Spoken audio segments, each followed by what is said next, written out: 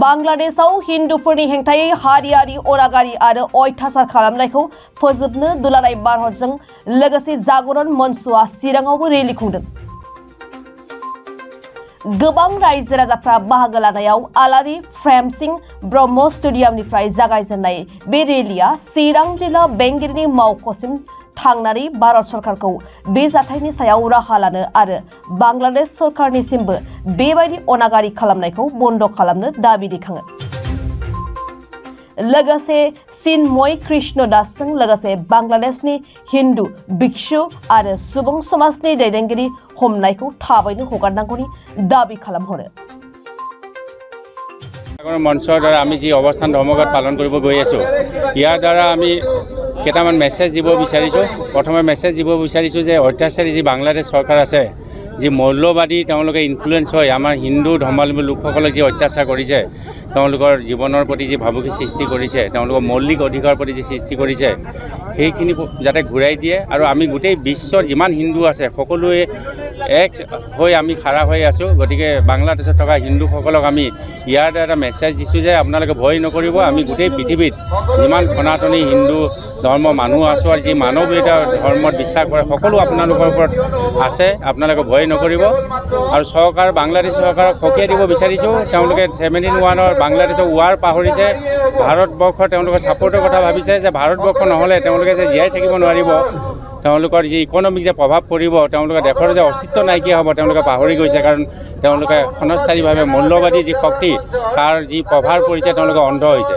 আৰু ইয়াৰ দ্বাৰা আমি বিশ্বাস কৰোঁ যে আমাৰ ভাৰত চৰকাৰে অনতিপলমে এনেকুৱা ব্যৱস্থা ল'ব যে আমাৰ বাংলাদেশত যিবিলাক হিন্দু নাগৰিক আছে তেওঁলোকক সকলো প্ৰকাৰে তেওঁলোকক প্ৰটেকশ্যন দিব সকলো দিশতে। আৰু আমি বাংলাদেশতো হিন্দু হিচাপে আমি আমাৰ নিজৰ প্ৰতিষ্ঠিত হৈ পেলাই আমি বিশ্ব দেশৰ মানুহৰ লগত হিন্দুসকলেও যাতে তাতেও খাৰা হৈ তেওঁলোকে জীয়াই থাকিব পাৰে তাৰো ব্যৱস্থা কৰিবলৈ আমি ভাৰত চৰকাৰক ইয়াৰ দ্বাৰা আহ্বান জনাইছোঁ।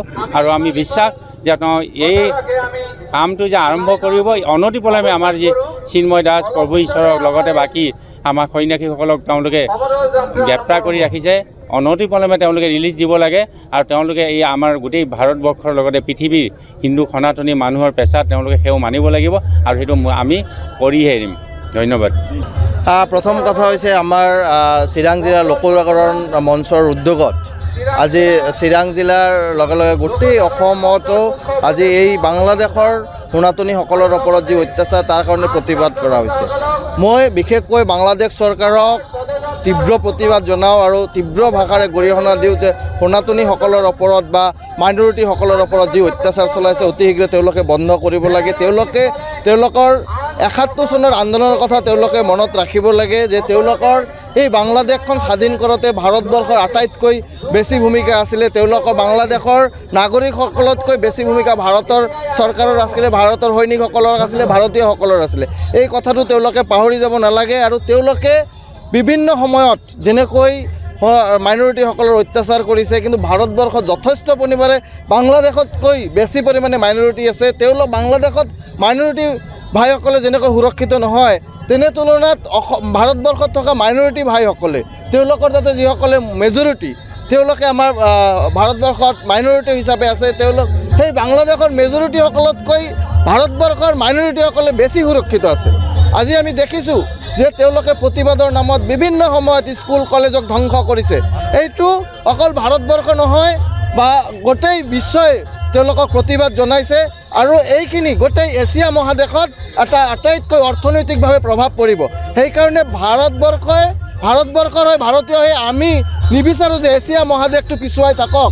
তেনে ক্ষেত্ৰত তেওঁলোকে এই বস্তুখিনি বন্ধ কৰিব লাগে। সনাতনীসকলৰ ওপৰত যি অত্যাচাৰ, এই অত্যাচাৰ তেওঁলোকে অতি শীঘ্ৰে বন্ধ কৰিব লাগে। আৰু নহ'লে আমি গণতান্ত্ৰিক ভাষাৰে আমি আন্দোলন কৰি আছোঁ আৰু আমি এই আন্দোলন আমি অব্যাহত ৰাখিম। লাচিত সেনাৰ সভাপতি শৃংখল চলিয়াই কৈছে যে বাংলাদেশত যি হিন্দুৰ ওপৰত অত্যাচাৰ চলি আছে, অসমত আন্দোলন কৰাৰ কোনো যুক্তিসংগত নাই। চাওক, এইটো তেওঁৰ ব্যক্তিগত বিষয়। আমি সনাতনীসকলে মানৱতাক ৰক্ষা কৰাৰ কথা চিন্তা কৰোঁ। আমি যেতিয়া পূজা পাৰ্বণ কৰোঁ তেতিয়া আমি নিজৰ ঠাইত পূজা পাৰ্বণ কৰিও আমি এটা কথাই কওঁ যে সৰ্বমংগল মংগলে।